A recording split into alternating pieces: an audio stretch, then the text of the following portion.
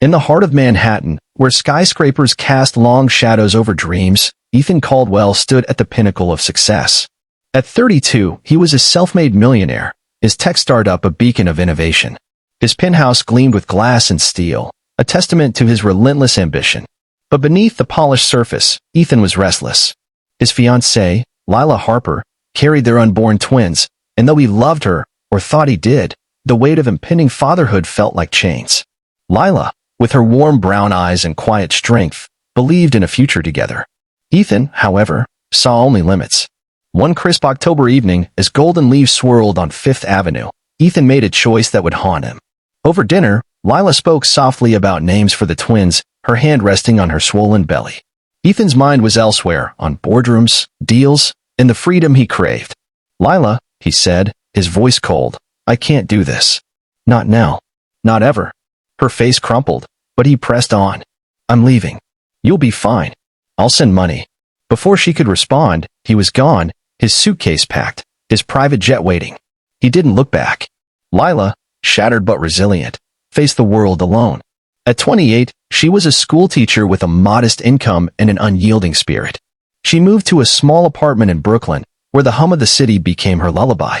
When the twins, Noah and Emma, were born, their cries filled the void Ethan left. Lila poured her soul into them, working double shifts, sewing their clothes, and reading them stories under a flickering lamp. She never spoke of Ethan, but his absence lingered like a ghost. Years passed, and Ethan's empire grew. He dated models, bought yachts, and graced magazine covers.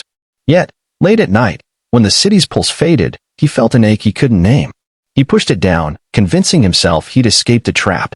Lila, meanwhile, raised Noah and Emma with love that outshone their circumstances. Noah, with his father's sharp mind, excelled in math, dreaming of building bridges. Emma, with her mother's empathy, sketched vibrant murals, her art a burst of color in their gray world. Lila sacrificed everything, her savings, her health, her dreams, to give them a chance. The twins were 10 when tragedy struck. Lila, exhausted from years of overwork, collapsed during a parent-teacher conference.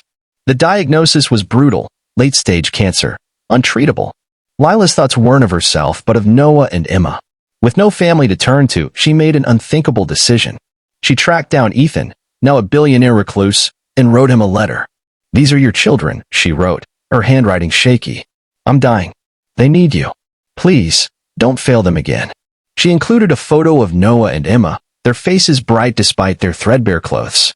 Ethan received the letter in his sterile office, the Manhattan skyline mocking his emptiness. He stared at the photo, seeing his own eyes in Noah, Lila's smile in Emma. Guilt, long buried, clawed at him. He'd sent checks over the years, but Lila never cashed them, her pride fiercer than his wealth. Now, she was gone or soon would be. Ethan flew to Brooklyn, his heart pounding. At the hospital, Lila lay frail, her eyes still kind. "Promise me," she whispered, "you'll love them." Ethan nodded, tears burning, but promises felt hollow. Lila died 2 weeks later. Noah and Emma, now orphans, were thrust into Ethan's world. His penthouse, once a symbol of triumph, felt cold to the twins.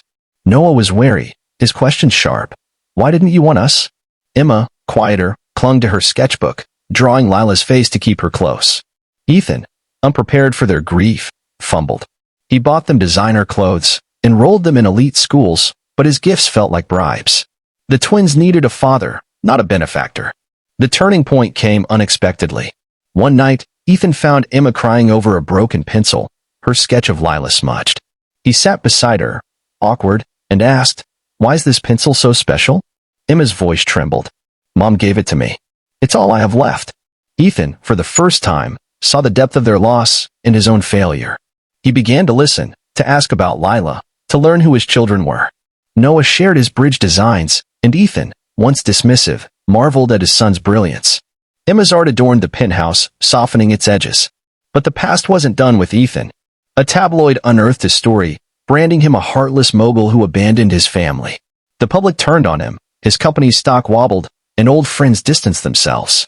Worse, Noah and Emma overheard whispers at school, their father's betrayal now their burden. Noah confronted him, fist clenched. "You left Mom to die alone. You left us." Ethan had no defense, only regret. He realized money couldn't fix this, only time and love could. Ethan began to change. He scaled back his work, trading board meetings for soccer games and art classes.